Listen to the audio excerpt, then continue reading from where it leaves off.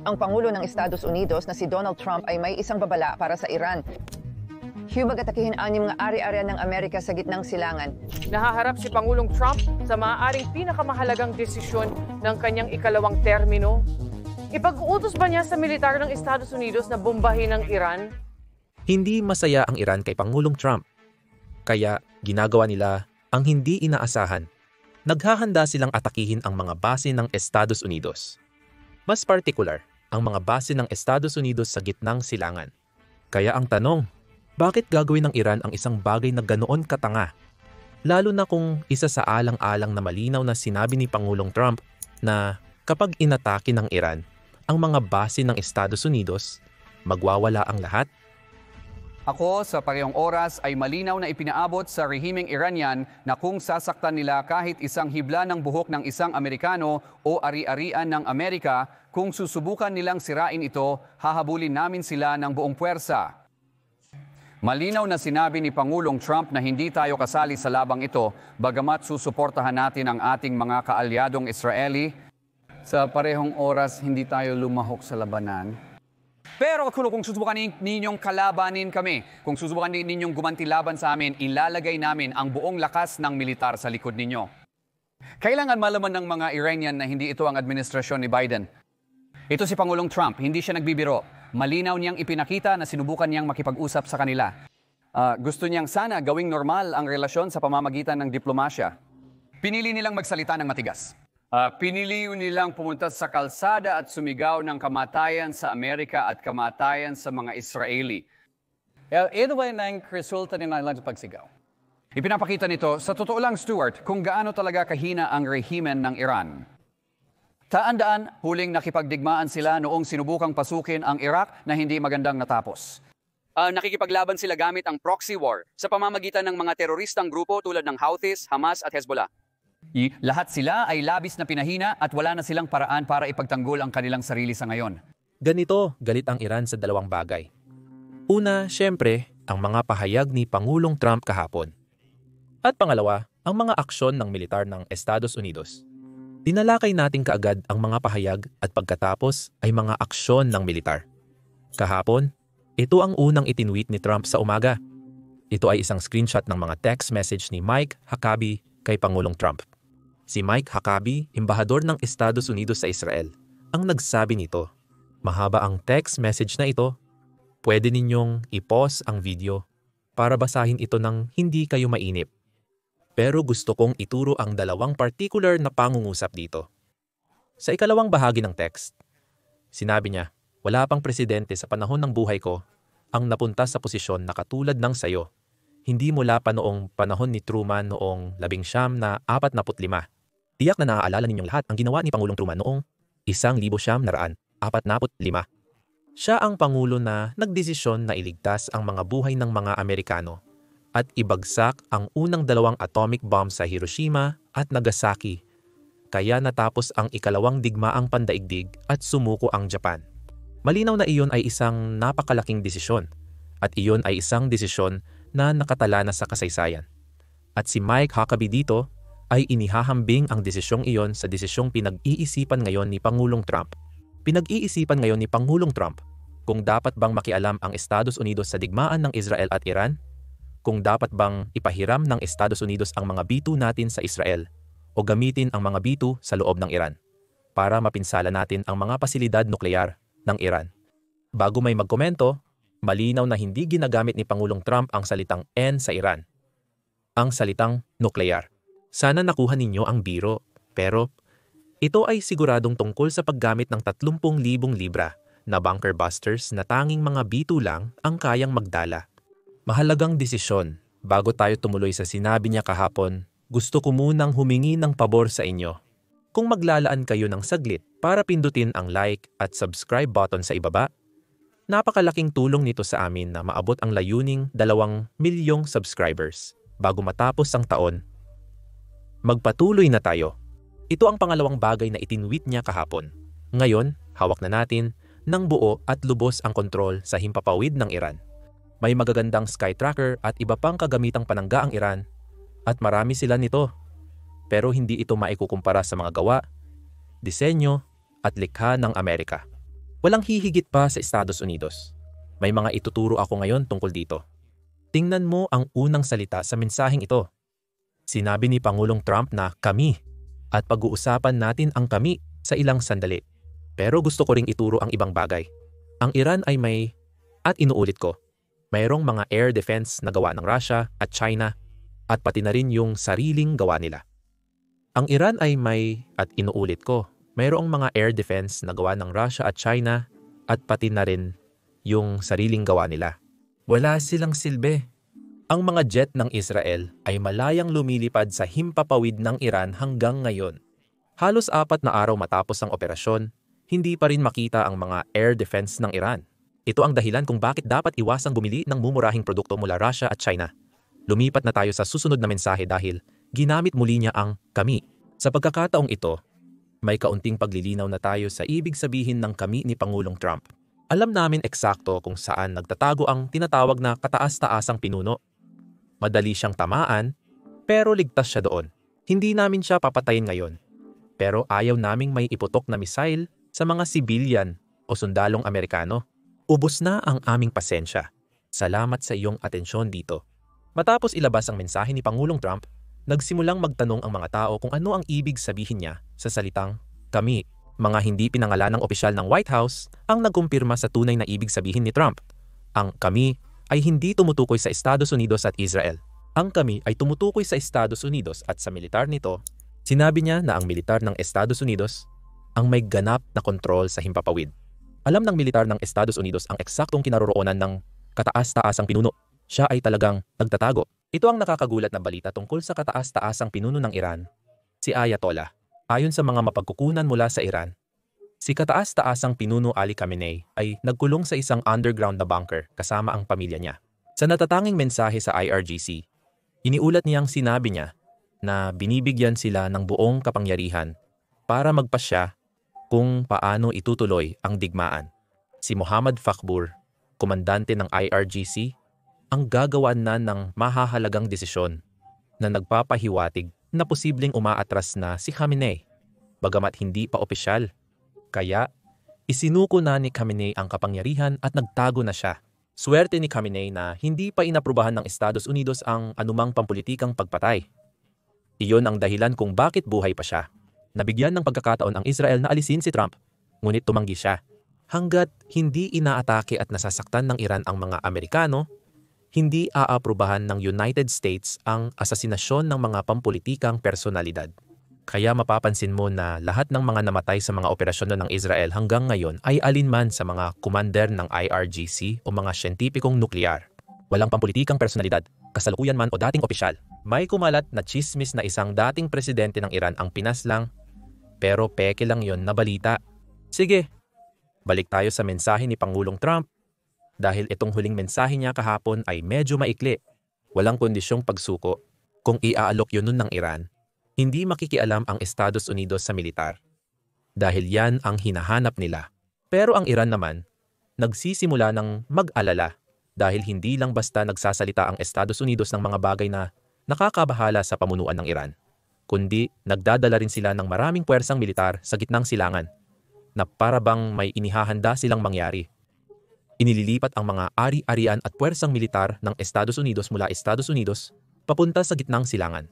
Ito ay pinagtutuunan ng pansin ng marami at maaaring magpahiwatig ng posibleng paglala o pakikialam ng Estados Unidos. Pumupunta sila sa Saudi Arabia, Qatar, at iba pang base natin. At ilan sa mga bilang ay 20 tanker. Hindi naman talaga kailangan ang mga tanker para ipagtanggol ang mga base ng Estados Unidos. Ang mga jet, kaya nilang lumipad mula sa mga base kung gusto nilang pabagsakin ang anumang missile na ipinapadala ng Iran. Kaya ang katotohanang may mga tanker na pumupunta roon, maaaring nagpapahiwatig ito ng kung ano ng ilang opensibong misyon na pinaplano ng Estados Unidos. Bukod pa dyan, meron tayong F-35, F-16, lahat ng yan ay papunta roon. Mahalaga ring banggitin na ang Israel ay mayroon ng F-35 Malaya na silang gumagalaw sa loob ng Iran. Kaya malamang na dinadagdagan lang ng Estados Unidos ang mga iyon kung sakaling makisali tayo. Dagdag pa, alam mo na, tulad ng F-35 na meron ang Israel, Ang wala sila ay ang B-2 bombers. Mahalagang bantayan yan dahil ang pangunahing layunin ng Israel ay sirain ang nuclear program ng Iran. At posible yon. Ang mga B-2 ay may kakayahang magdala ng 30,000 libra ng bunker busters na kayang tumagos ng malalim sa loob ng mga nuclear facility na itinayo ng Iran sa mga bundok. Pero, sa ngayon, mga 10 minuto pa lang ang nakalipas, lahat ng B-2 natin, may mga 19 tayong B-2 siguro, 18. Lahat sila ay nasa Missouri. 2 buwan na ang nakalipas ng sinusubukang pilitin ng Estados Unidos ang Iran na makipagnegosasyon bago bigyan ni Pangulong Trump ng 60 araw na babala. Sa ngayon, nasa Missouri pa rin sila, hindi sa Diego Garcia. Kapag kumilos na ang mga B-2, malinaw na senyales iyon na tiyak ng makikialam ang Estados Unidos. Sa kasalukuyan, may iba pang military assets na inilipat sa gitnang silangan. Isa pang punto, hindi kailangang ilipat ang mga B-2 sa Diego Garcia. May kakayahan ang mga B-2 na mag-take off mula Missouri, lumipad diretso papuntang Iran, mag-refuel lang sa ere habang papunta, ihulog ang mga bunker busters at bumalik ulit sa Missouri. Kaya kung gusto talaga nating gawing low-key at ayaw nating bigyan ng kahit anong palatandaan ang Iran na paparating ang mga B-2, pwede nating gawin yon. Kaya nilang tapusin ang buong biyahe sa loob ng 60 oras na round trip nang hindi lumalapag kahit saan. Pwede silang dumaan sa ruta ng Pacific Ocean, papuntang Iran, at bumalik. Nagawa na nila iyon ng 2 beses, sa Yemen sa ilalim ng pamumuno ni Pangulong Biden, at noong 2003 sa Afghanistan. Sa parehong pagkakataon, lumipad ang mga B-2 mula Missouri, papuntang gitnang silangan, naghulog ng mga bomba, at bumalik ng hindi lumalapag. Nakakamangha talaga ang teknolohiya sa Pilipinas. Natatangi ito kumpara sa ibang bansa. Ang mga yun ay hindi nadidetect, mga stealth bomber, at may kakayahan silang tumagos ng malalim sa ilalim ng lupa. Narito ang ilang footage ng lahat ng asset na inilipat ng Estados Unidos sa ibabaw ng United Kingdom. At may ilang interesting na balita rin ako mula sa United Kingdom. Nakikilahok na ang United Kingdom sa misyong ito. Kung sasali ang United States, malamang nasasali rin ang United Kingdom may ilang Nighthawk Combat, 135 at F-35 na namataan sa ibabaw ng United Kingdom kaninang umaga patungo sa gitnang silangan. At kagabi, buong maghapon kahapon, tinutukan natin ang maraming tanker na lumilipat mula Estados Unidos papuntang gitnang silangan. Halos 30 sila. Talagang marami yun. Ngayon, maraming tao na ang nagsasalita na kung makikialam ang Estados Unidos, B-2 ang gagamitin. Napag-usapan na natin yan dati. Isa pa, kinumpirma ng Pentagon na may B-52 tayo sa Diego Garcia. Para sa mga hindi pa nakakasubaybay dito, ito ang Diego Garcia. Ito ang airbase natin sa Indian Ocean. Teritoryo ito ng Britanya sa Indian Ocean. Ginagamit natin ito bilang base para magpadala ng babala sa Iran. Anumang bomber o jet ay pwedeng mag-take off mula rito, pumunta sa Iran, at bumalik ng walang refuel. May ilang drone ng Iran na kayang abutin ang airbase. Pero labas ito sa abot ng Iran. Kaya hindi kayang bantain ng Iran ang anumang meron tayo dito. Pero ang mga asset natin dito ay may kakayahang pumunta roon, bumalik, at gawin ng utos sa kanila. Hindi lang ito tungkol sa mga air asset, kundi pati sa Navy asset. Kahapon, tinalakay natin ang 3 aircraft carrier na papunta sa gitnang silangan, na bihirang mangyari. Karaniwan, 1 o 2 lang ang meron tayo. Tulad noong binobomba natin ang Yemen, ilang buwan lang ang nakalipas sa Operation Rough Riders. Ngunit ngayon, may 3 na tayong papunta roon. Ngayon, makikita ninyo, hindi ko naman masasabi na eksperto ako sa Navy warfare kahit papaano. Pero makikita ninyo sa inyong screen, sana, lahat ng asset na meron tayo. At meron din tayong United States ship limits na galing sa Pacific Theater, mula South China Sea papunta sa gitnang silangan. Ito ang ruta nito. Astig itong tingnan kaya gusto kong ipakita sa inyo. By the way, wow! Halos 2,000 na ang nanonood sa atin. Huwag kalimutang i-like at mag-subscribe. Target nating umabot ng 1.8 milyong subscribers. Makikita ninyo ang subscribe button sa ilalim ng mukha ko, kung saan may numero. At tungkol sa United Kingdom, may malaking balita tayo. Hindi lang United States ang nagdadala ng mga military assets sa Middle East. Kasama rin ang United Kingdom sa mga bansa na tinutugis ng Israel ang mga launcher ng Hamas, ayon sa mga footage na ipapakita natin mamaya sa stream. Kapag naubos na ang mga launcher, mahirap nang magamit ang mga missile na natitira. Ngayon, ituloy na natin ang ating coverage. Naniniwala si Prime Minister Benjamin Netanyahu at marami sa Departamento ng Depensa ng Israel na makikialam ang United States sa digmaang ito. Dahil kailangan ng Israel ang tulong ng United States, ang mga B-2 nito, para sirain ang Fordo Nuclear Facility. Kung hindi nila ito magagawa, magiging walang saysay ang lahat ng kanilang ginawa. Dahil kung hindi mapipigilan ang nuclear program, ano pa ang silbi nito? Gaya ng narinig nyo, nagsusumikap ang Estados Unidos na ilikas ang kanilang mga mamamayan mula sa Iran at Iraq. Gayun din ang China na isinara na rin ang kanilang embahada. Nililikas din ng India ang kanilang mga mamamayan sa pamamagitan ng Turkmenistan o isa pang bansa sa Silangang Asya. Ginagamit nila ang bansa para ilikas ang mga Indian nationals mula roon. Kaya maraming bansa ang umaalis na lang sa Tehran. At hindi lang mga bansa. Kahapon, tiningnan natin ito. Sinusubukan na ng mga mamamayan ng Iran na umalis ng bansa. Kagabi, tinalakay ito at nagbigay ng babala si Pangulong Trump. Iran, lahat ng nasa Tehran ay kailangang lumikas. Nangyari ito lampas hating gabi sa Iran. Kaya natutulog pa ang mga tao. Ang Tehran ay may populasyon na 10 milyong tao. At mayroong takot sa buong lungsod. Nagsimula na ang mga pag-atake. Pero ang babala ni Pangulong Trump ay nagpaparamdam na may malaking mangyayari. Kaya maraming tao ang nagtatangkang umalis ng lungsod. Isa pa, baka hindi ninyo masyadong pinapahalagahan ang Polymatter, pero ang Polymatter ay parang isang betting website kung saan pwedeng tumaya ang mga tao kung may mangyayari o wala. Naging kapaki-pakinabang ito kahit hindi laging tama ng 100%. Pero madalas, kapag pera na ng tao ang nakataya, may ideya ka na sa posibleng mangyari. Sa Polymatter, tinatayang milyon-milyong dolyar na ang itinaya. At 50% ng mga tao ang naniniwala na may 50% tsansa na gagawa ang United States ng aksyong militar kaugnay nito.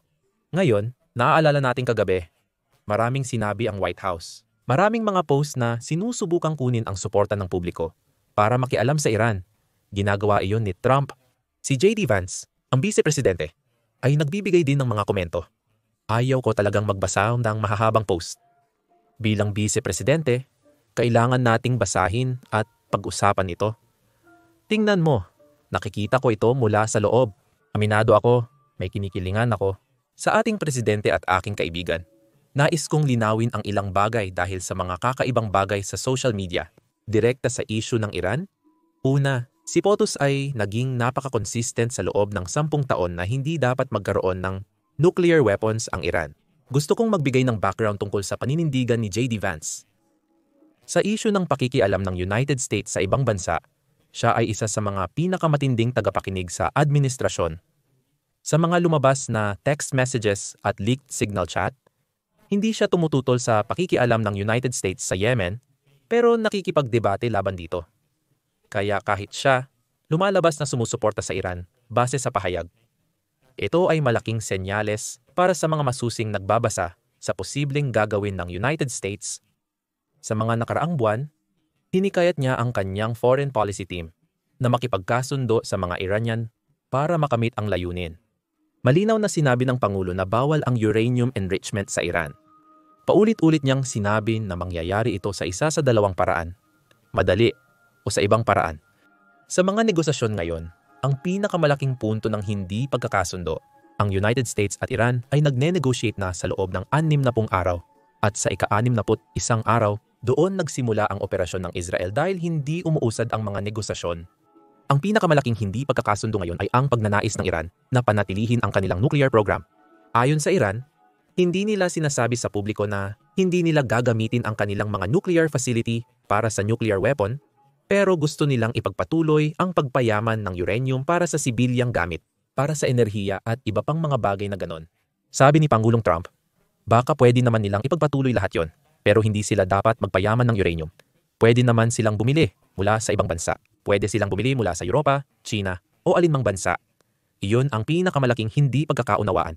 Ang Iran ay nag-aangkin na hindi sila interesado sa mga sandatang nuklear, ngunit imposibleng masabi kung ito ay totoo. Ang pinakamalaking hindi pagkakaunawaan ay ang pagpayaman ng uranium na nais ipagpatuloy ng Iran. Dahil dito, walang kasunduan ang magkabilang panig tungkol sa nuklear. Ituloy natin ang post ni J. Dirand. Ikalawa, maraming kalituhan tungkol sa isyu ng sibilyang nuklear na enerhiya at pagpayaman ng uranium. Magkaibang isyu ang mga ito. Maaaring magkaroon ang Iran ng sibilyang nuklear na enerhiya kahit walang pagpayaman ng uranium. Pero tinanggihan iyon ng Iran. Samantala, nagpayaman sila ng uranium na lampas pa sa antas na kailangan para sa anumang sibilyang layunin. Napatunayan silang lumabag sa mga obligasyon sa hindi pagpapalaganap ng armas nuklear ng International Atomic Energy Agency na hindi naman isang konserbatibong organisasyon. Ngayon, dagdag na konteksto tungkol dito. Ipinapahayag ng Israel bago nila simulan ang kanilang mga operasyon na ang Iran ay mas mabilis na nagpapayaman ng uranium habang nagpapanggap silang nakikipagnegosasyon kay Trump. Sa totoo lang, ang Israel ay nagpapahiwatig na ginagawa ng Iran ang bomba habang pinapatagal nila ang negosasyon. Ito ang dahilan kung bakit mabilis kumilos ang Israel nitong nakaraang mga araw. Samantala, sa loob ng 20 taon, ngayon lang sinabi ng International Atomic Energy Agency na hindi sinusunod ng Iran ang kanilang mga obligasyon sa ilalim ng kasunduan. Ito ang unang pagkakataon at nagsilbing malaking senyales na may ginagawa ang Iran at may kailangang aksyonan ito. Pero ituloy natin sa post ng Vice Presidente. Magkaiba ang pagnanais ng sibil na nuklear na enerhiya at ng kakayahang magpayaman ng uranium sa mataas na antas. Iba pa rin ang patuloy na paghawak sa pagpapayaman habang sabay na nilalabag ang mga pangunahing obligasyon sa hindi pagpapalaganap at pinapayaman ang uranium hanggang umabot sa antas na maaaring gawing sandata. Wala pa akong nakikitang matinong dahilan kung bakit kailangan ng Iran na payamanin ang uranium nang higit pa sa antas para sa sibil na gamit. Ewan ko kung napanood nyo na yung pelikulang Dictator. Napanood nyo na ba? Parang comedy yun na yung bida ay nagsasalita at sinasabi niyang, para lang sa sibil na gamit ang pagpapayaman namin ng uranium. Tapos tumatawa siya habang sinasabi yon. Hindi ko alam kung pwede kong ipakita yon.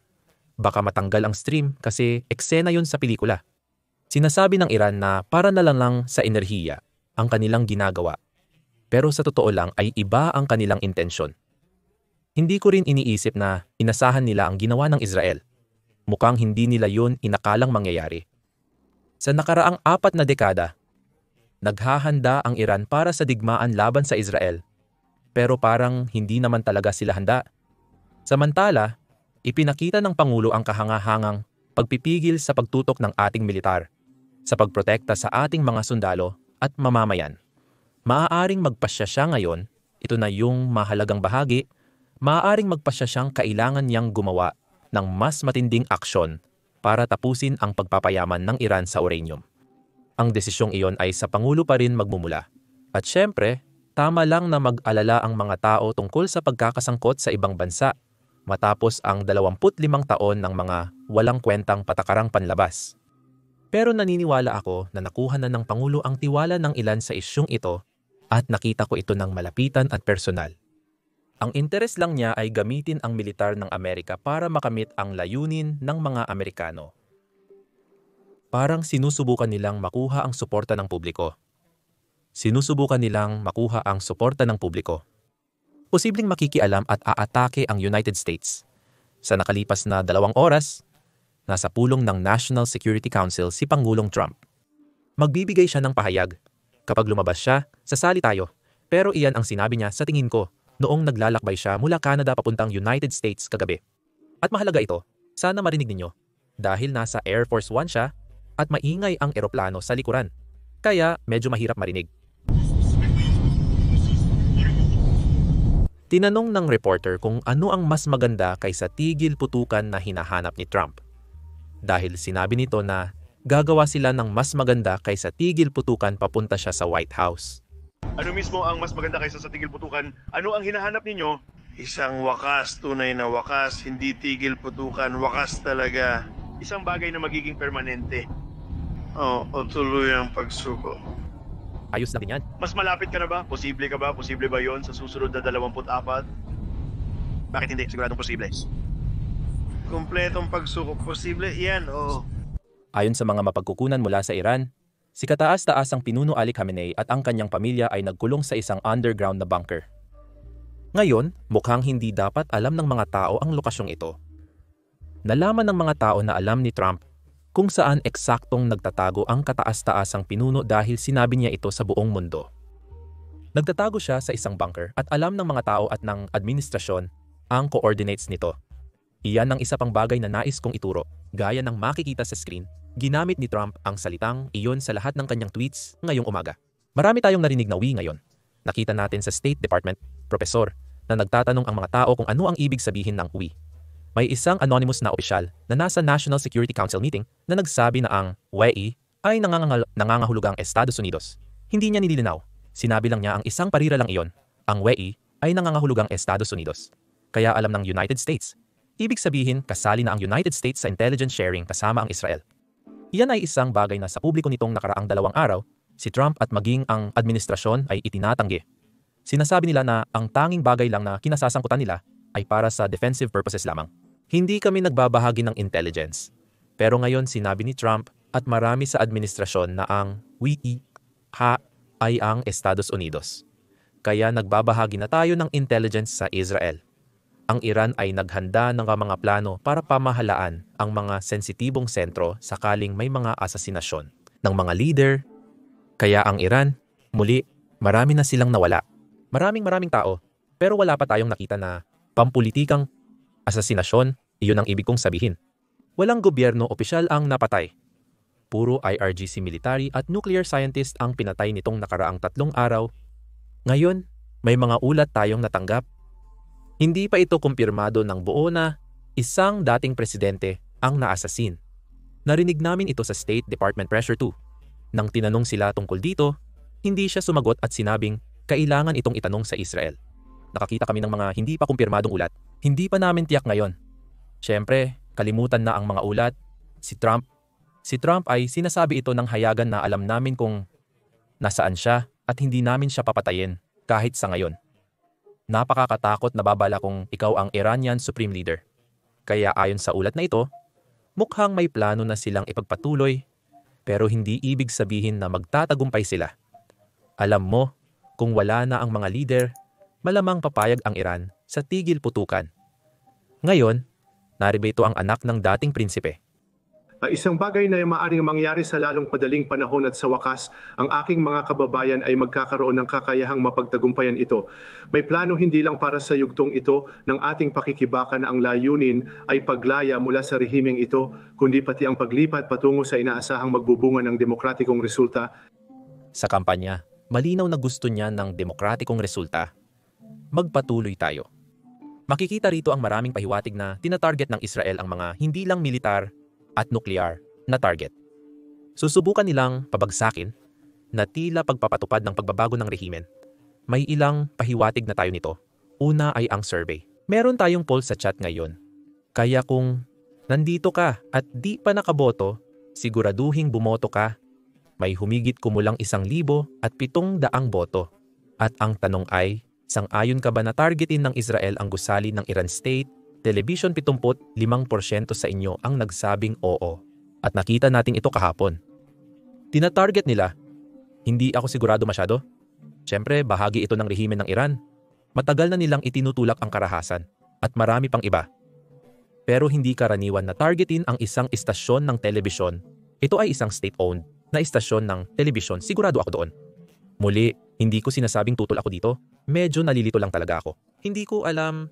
Medyo nalilito ako kung ano ba talaga ang layunin ng pagtutok sa istasyon ng telebisyon. Ganon din sa mga bangko.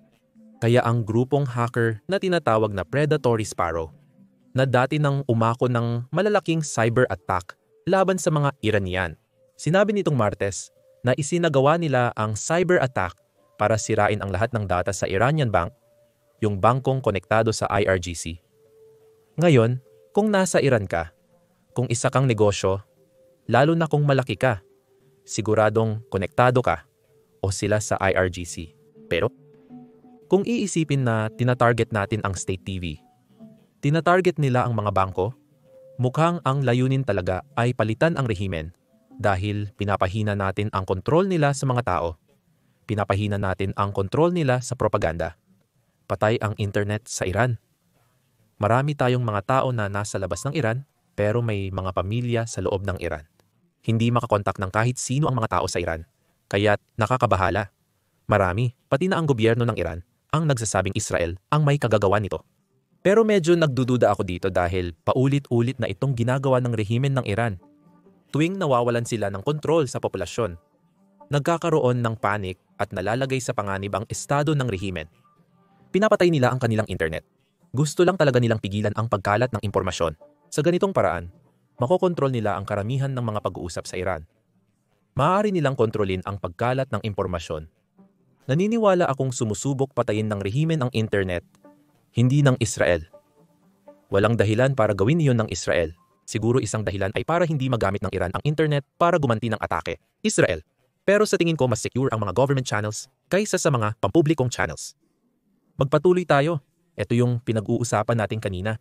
Oo, by the way, gaya ng sinabi ni James sa chat, active ang Starlink sa Iran, kaya pwedeng gamitin ng mga tao. Hindi ako sigurado kung paano ito gumagana. Hindi ko pa nagagamit ang Starlink, pero kinumpirma ni Elon Musk sa Twitter na active ito. Magpatuloy tayo, ang Israel ay umatake sa maraming military sites sa loob ng Iran. Siyempre, kasama na dito ang mga missile launchers at mga stockpile ng missile. Isa itong nakakatawang clip ng missile na tila nabaliw matapos wasakin ng Israel ang truck na pinaglalakbayan nito.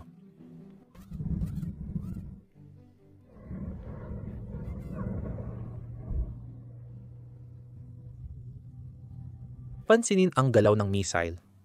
Hindi ko pa ito nakikita maliban sa cartoons.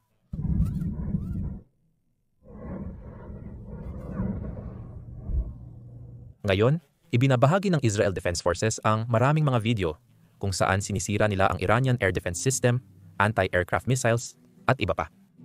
Sa kasamaang palad, hindi ko maipapakita sa inyo ang clip na ito. Araw-araw nang nadidemonetize ang mga live namin. Sa tingin ko, hindi na dapat ipakita ang clip na ito. Makikita ang mga taong gumagalaw bago sumabog.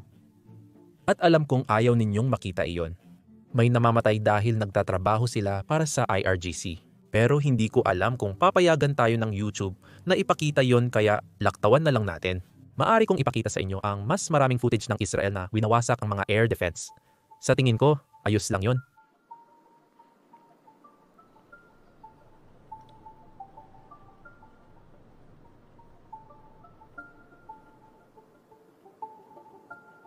Isa pa, ang Israel ay umatake na rin sa iba pang mga nuclear facility sa paligid sa buong Iran. Gusto kong ipakita ulit sa inyo ang mapa. Kung ngayon lang kayo sumali, hayaan ninyong ilabas ko ito. Nakikita ninyo, ang Israel ay umatake sa Isfahan facility na ito. Diyan galing ang footage na ito, nasusunog ang asin.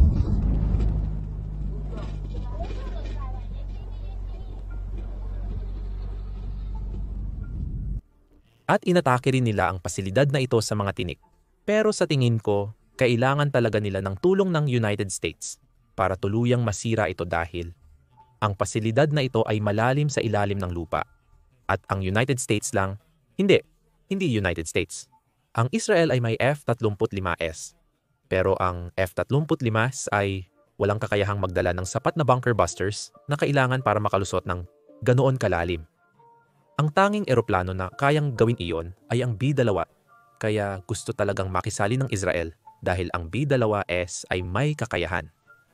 Ngayon, isa sa mga paborito kong paksa dito, may ugali ang Russia na mangako ng malalaking bagay pero hindi tinutupad. Sa tingin ko mali ito. Sinabi lang ng Russia sa Iran na hindi sila makakatulong sa rehimen sa oras na kailangan nila. Gusto kong ipaalala sa lahat na sa simula ng taong ito, nakapaglagda ang Russia at Iran ng isang strategic partnership. Ang susunod na linya, sasabihin ko, hindi ito galing sa akin. Sinabi ng Russia na ang strategic partnership ay dapat maggarantiya ng seguridad para sa parehong bansa. Madali lang naman pumirma ng mga ganyang kasunduan. Madali ring magkaroon ng mga Twitter account, lahat ng bot account, na meron ang Russia sa Twitter. Madali lang ipakalat ang mga ito, pero mas mahirap tuparin talaga ang mga pangako. Kapag kailangan ng Iran ang tulong ng Russia, hindi nagbibigay ng tulong ang Russia at nainis ang Iran. Ito ang sinabi ng Iranian ambassador sa Russia. Hindi malilimutan ng mga Iranian sino ang tumayo sa tabi namin sa mga panahong ito At sino ang piniling walang gawin? Hulaan mo kung sino ang walang ginagawa. Russia. Handa ang Russia na mamagitan. Nagawa ng mga Israeli sa Iran sa loob ng 4 na araw ang hindi nagawa ng Russia sa loob ng 3.5 taon. Makamit ang air superiority. Tulad ng nakita natin, winasak ng Israel ang maraming Russian air defenses. Mga Chinese air defenses na meron ang Iran. Pero sa kabilang banda, walang air superiority ang Russia sa Ukraine. Nakapasok na ang Ukraine sa loob ng Russia. Umaabot sa Siberia at winawasak ang mga Russian jets. Matindi ang pagkatalo ng Russia laban sa Ukraine.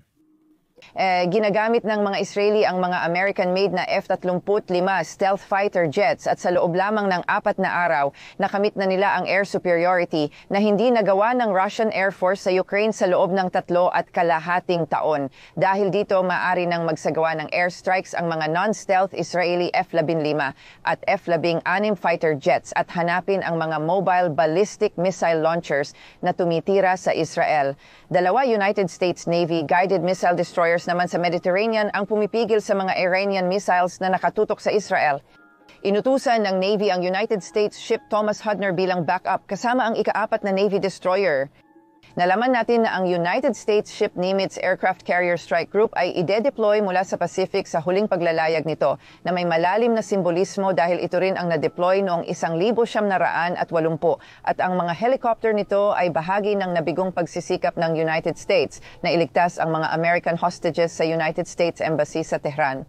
Matagal nang may lihim na digmaan ang United States laban sa Iran. Maaring hindi kayang abutin ng Israel ang mga bahagi ng nuclear program ng Iran na nakabaon sa loob ng mga bundok at ilalim ng lupa kung wala ang tulong ng United States. Ang mga B-2 bomber ng United States lamang ang tanging sasakyang panghimpapawid na kayang maghulog ng 30,000 libra na bunker buster bombs na kilala bilang Massive Ordnance Penetrator. At sa huli, narito ang ilang dokumentasyon ng ilang base ng Iran kung ano ang itsura nila bago at pagkatapos. Astig, astig.